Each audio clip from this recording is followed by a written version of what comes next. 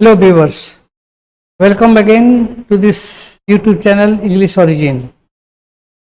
Narration के continued class में आपका स्वागत है। आपको पिछले क्लास में मैं नरेशन से संबंधित जो पहला बेसिक नियम है वो बताया था, जो था असर्टिव सेंटेंस का नरेशन चेंज करना, अर्थात असर्टिव सेंटेंस के डायरेक्ट को इनडायरेक्ट स्पीच में बदलना। ये आप जान गए। आज हम चर्चा करने जा रहे हैं narration for interrogative sentence. Interrogative sentence को क्वेश्चन भी कहा जाता है। ध्यान दीजिए आप, इसको ये क्वेश्चन भी कहा जाता है। और ये क्वेश्चन जो है ये रहता है, इसके साथ क्वेश्चन मार्क भी रहता है सेंटेंस में। कोई भी सेंटेंस जिसके अंत में क्वेश्चन मार्क हो तो आप सीधा सीधी आइडेंटिफाई करते हैं कि that sentence is in interrogative और इन ये क्वेश्चन फॉर्म। तो ये समझ गए आप। अब इसका हमको वॉइस कैसे बदलना है, आज हम इसी की चर्चा करेंगे। डॉक्टर मुरलीधर मिश्रा नरेशन के इस दूसरे पार्ट यानी कि पार्ट 2 में मैं आपको इसके बहुत ही छोटे से छोटे और मैथमेटिकल लॉजिकल रूल के साथ आपके सामने हाजिर है।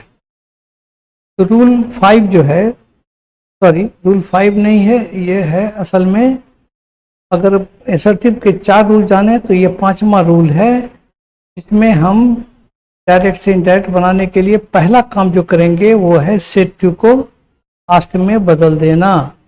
सेड टू को आस्क्ड में या इंक्वायर्ड में कर दें। दूसरा स्टेप चलेंगे हम तो यस नो टाइप, यानी कि जो वाक्य ए भी से शुरू होता है, एक्सिलरी वर्ब से शुरू होता है, ऐसे क्वेश्चंस अगर रहे तो उसमें को हम दैट में बदल देंगे। इन्वर्टेड कोमा के बदले दैट के बदले नहीं बदले इफ या वेदर से कर देंगे। WH वर्ड टाइप अगर क्वेश्चन रहे तो हम दैट के बदले WH वर्ड ही देंगे। और अंत में दोनों को असर्टिव सेंटेंस में तोड़ करके इनडायरेक्ट बनावेंगे।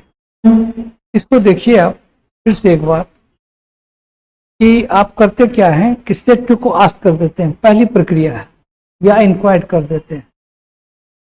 फिर आप डिटेक्ट करते हैं कि सेंटेंस हमारा यस नो टाइप में है कि WH वर्ड टाइप में। अगर यस नो टाइप में है, अर्थात अगर एक्सिलरी वर्ब से शुरू है तो उसमें दैट के बदले हमको इफ या वेदर लगाना पड़ता है, इफ या वेदर। और अगर WH वर्ड टाइप रहता है तो दैट के बदले इफ या वेदर नहीं लगाएंगे, बल्कि वही WH वर्ड लगा दें जो उसमें इस्तेमाल हुआ है। फिर दोनों को तोड़ करके असर्टिव में ले आवेंगे, तब इसका इनडायरेक्ट बनाएंगे। अर्थात जैसे आप असर्टिव में लाएंगे तो पिछले जो 4 रूल आपको मैं बता चुका हूं पिछले वीडियो में, अगर आप नए हैं तो आप इसका डिस्क्रिप्शन बॉक्स में इसका लिंक देख सकते हैं। आप उसको जरूर देखिए, क्योंकि वो नियम नरेशन के जितने भी आप आगे नियम पढ़ेंगे उसके बगैर आप कुछ नहीं कर सकते, वो हमेशा लागू होता है। उसके जो प्रोसीजर हैं वो सभी हर क्या कहते हैं काइंड्स ऑफ सेंटेंस में लागू होता है, तो वो देखना बहुत ही जरूरी है। और अगर आप नए हैं तो मैं आपको रिक्वेस्ट करता हूं कि आप हमारे चैनल को लाइक भी करें और इसका सब्सक्राइब भी करें।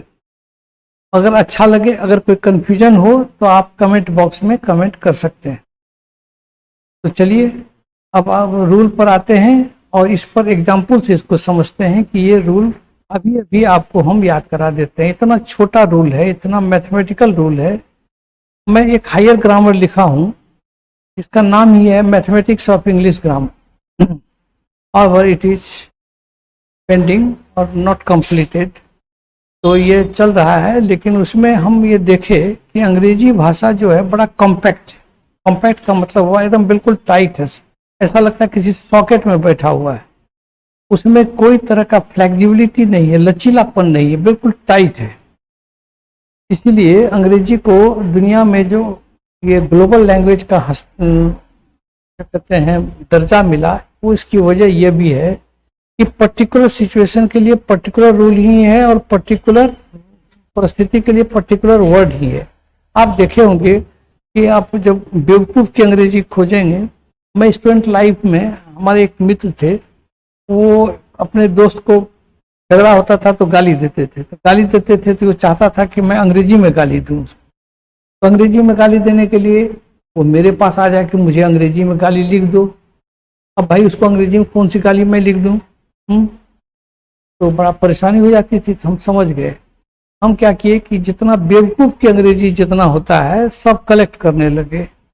और मुझे याद है कि लगभग हम 30-35 ऐसे शब्द कलेक्ट कर लिए थे उस समय। अपने कॉलेज लाइफ में था, मैं इंटर में या मैट्रिक में, तो उसी समय कलेक्ट किए थे कि इतने शब्द जो हैं बेवकूफ़ के लिए इंग्लिश डिक्शनरी में उपलब्ध है।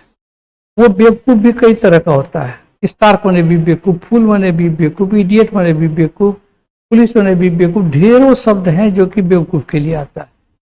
अब किस तरह का बेवकूफ़ है आप देखेंगे तो उसमें भी बड़ा ही पर्टिकुलराइज्ड है वो, इस खास परिस्थिति के लिए इसी तरह का। अगर ऐसा बेवकूफ़ है तो यही वर्ड सुटेबल होगा। ये जो इसका एप्टनेस है, ये इसकी ब्रेविटी है, यही इसका ब्यूटी है इंग्लिश लैंग्वेज का। आप देखेंगे कि लड़कियों का, महिलाओं का भी अंग्रेजी बहुत ज़्यादा है, तकरीबन 20-25 तो वो भी मेरे पास स्टॉक हुआ था। तो उसमें भी होता है कि छोटी लड़की है तो बेबी कहते हैं, बड़ी लड़की होती है तो उसको गर्ल कहते हैं, उससे बड़ी होती है तो वुमेन कहलाती है, लेडी कहलाती है, डेमसेल कहलाती है, शादीशुदा है तो फेयर, फियांस, ऐसे बहुत सारे शब्द अभी मुझे याद नहीं है, लेकिन मैं कलेक्शन किया था। आप भी चाहें तो अगर आप इसके शौकीन होंगे तो डिक्शनरी में आपको ऐसे शब्द मिल जाएंगे। चलिए, तो मेरा कहने का मतलब कि अंग्रेजी बड़ा हाईली मैथमेटिकल है, बड़ा ही लॉजिकल है। हम ये रूल जो आपको बता रहे हैं, इसमें आपको याद करने का कोई भी झंझट मोल नहीं लेना है, बस आप स्टेप्स में चलते जाएं, आप इसको सॉल्व कर देंगे। इसका अर्थ भी नहीं समझना है, कोई बर्डन नहीं है to understand the meaning of this sentence. आप सिंपली देखिए, स्टेप 2 को आस्क कर दें, पहला स्टेप। तो उदाहरण में देखिए आप, he said to me, he said to me said to जो के बाद मी लगा हुआ है, तो सेड टू को हम क्या कर देंगे? आस्क कर देंगे। देख रहे हैं?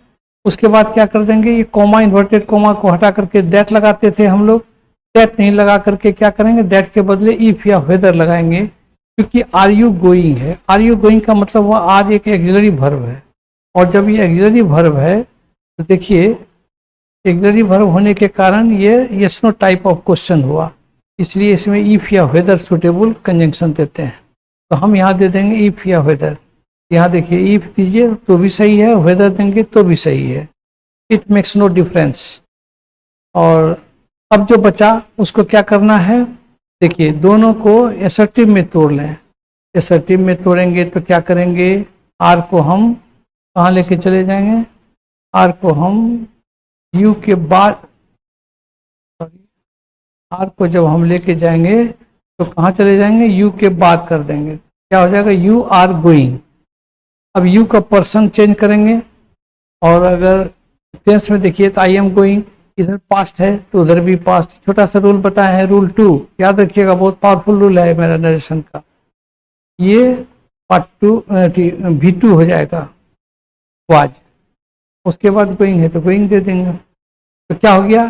ही said to me are you going का आंसर क्या हो गया? He asked me if I was going या वेदर आई वाज गोइंग। ये बन गया आपका। अब चलिए दूसरा एग्जांपल लीजिए। He said to me when are you going. तो सेड टू को फिर आप आस्क दीजिए या इंक्वायर दीजिए, एक ही बात है, और मी दे दीजिए। यहाँ देखिएगा टू नहीं दीजिएगा, ही आस्क्ड मी दीजिएगा। और दूसरा चीज क्या है कि यहाँ WH वर्ड है, आप WH वर्ड ही देंगे, दैट के बदले WH वर्ड ही आपको यहाँ सीधा सीधी उतार देना है। यहाँ अगर व्हेन रहेगा, वेयर रहेगा, व्हाई रहेगा तो आप वही दे देंगे, इन्वर्टेड कॉमा को हटा देंगे। आर यू गोइंग को यू आर गोइंग कर देंगे, यू का पर्सन चेंज होगा, आई हो जाएगा, और एम का वाज हो जाएगा, P2 आई वाज गोइंग। तो आप इतने से में आप समझ गए कि ये नरेशन जो है कितना हल्का बना दिए, चाहे वो इंट्रोगेटिव सेंटेंस हो या असर्टिव। असर्टिव के बादशाह हो चुके हैं आप, आज आप इंट्रोगेटिव के भी बादशाह हो गए। अगर आप इसको और सिंप्लीफाइड फॉर्म में देखना चाहते हैं तो I have made a diagram for this just to understand easily.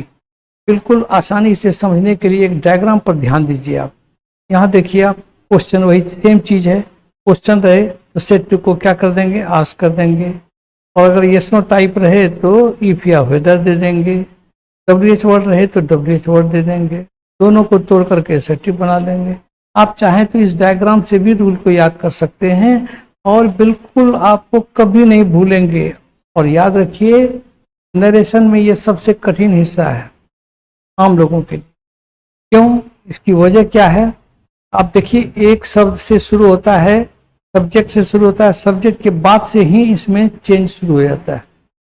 Set to को आप आस्क कर दिए, टू को यहाँ कोमा को हटा दिए, इंट्रोगेटिव हटा दिए, इन्वर्टेड कोमा हटा दिए, आर को उसकी जगह पर लेके चले गए, यू का पर्सन चेंज किए, यानी यहाँ जो आप फुल स्टॉप देख रहे हैं, ये फुल स्टॉप यहाँ, ये इंट्रोगेटिव सेंटेंस का जो क्वेश्चन मार्क है उसको आप फुल स्टॉप में बदले हैं। जब भी आप इसको इनडायरेक्ट बनाएंगे तो इनडायरेक्ट स्पीच हमेशा फुल स्टॉप लेता है, क्योंकि सेंटेंस असर्टिव बन गया। पहले इंट्रोगेटिव था तो क्वेश्चन मार्क था, असर्टिव बन गया तो फुल स्टॉप हो गया। तो इतना हर एक स्टेप पर आपको चेंज करना पड़ता है, इसीलिए ये जरा कठिन होता है। आमतौर पर विद्यार्थी जब बनाते हैं उसको एको को स्टेप इसमें अगर वो मिस करेगा तो खट से गलत हो जाएगा, पर्सन गलत हो जाएगा, टेंस गलत हो सकता है, कंजंक्शन गलत हो सकता है। तो ये बहुत सारी चीजें हैं जिसमें आपको पूरा याद रखना पड़ता है। लेकिन अगर आप इस मेथड से the way I have taught you will make you very very easy to understand. आप यहाँ देखिए, आप डायग्राम में भी देखिए बढ़िया से, तो हमने क्या बताया है आपको, क्वेश्चन को आप क्या कर देते हैं, सेट टू को आस्क कर देते हैं, ये सो टाइप रेट इफ या वेदर लगाते हैं, WH वर्ड रहे WH वर्ड लगाते हैं, दोनों को तोड़ करके असर्टिव बनाते हैं। असर्टिव बनाने का मतलब सब्जेक्ट वर्ब ऑब्जेक्ट अंत में फुल स्टॉप, ये भी मैं पीछे बता चुका हूँ।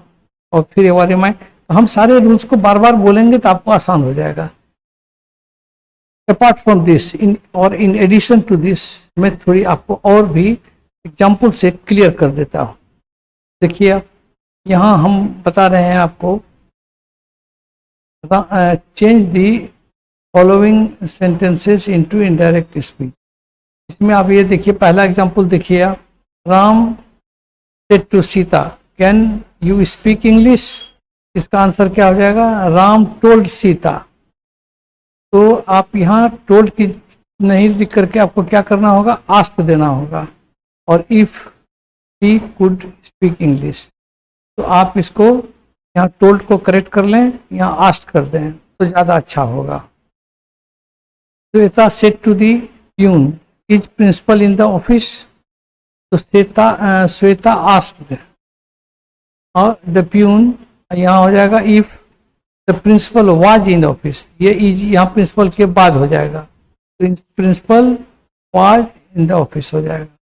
अब नेक्स्ट एग्जांपल लीजिए, she said to me are you going to cinema, तो she asked me if I was going to cinema. इस तरह से आप सारे इंट्रोगेटिव सेंटेंस के वॉइस नरेशन बदल सकते हैं। आप यहाँ भी एक दो और एग्जांपल दे लीजिए, my friend said to me what do you want, my friend asked me what I wanted. आप ये देख रहे हैं, बिल्कुल आसान है। अगर आप ये ऐसे दूसरा एग्जांपल देखिए, a child said to me what time it is, a child asked me what time it was, क्या हो जाता है, वाज। तो व्हाट टाइम इट वाज यानी कि इट यहाँ सब्जेक्ट हो गया, वाज का वर्ब हो गया, तो सब्जेक्ट के बाद वर्ब आता है तो असर्टिव फॉर्म आ जाता है। इस तरह से हम देख रहे हैं कि इंट्रोगेटिव सेंटेंस का आप नरेशन चेंज करना बिल्कुल आसानी से समझ गए। अब थोड़ी सी और पेशेंस रखें आप। एक अच्छी बात मैं आपको बता दूं कि ये इंट्रोगेटिव सेंटेंस नरेशन जो आप पढ़े या पढ़ रहे हैं, तो ये नरेशन पढ़ना क्यों जरूरी है, तो नरेशन के बहुत ऐसे नियम हैं जो आगे चल करके आपको हायर एडवांस टेंस जब पढ़ाएंगे तो उसमें आपको आधा नियम इसका वहां मिल जाएगा। फिर आपको कॉमन एरर में जाएंगे तो वहां भी ये नियम हमेशा लागू हो। कहने का मतलब कि ये this is not useful for the basic knowledge but also for the advance knowledge.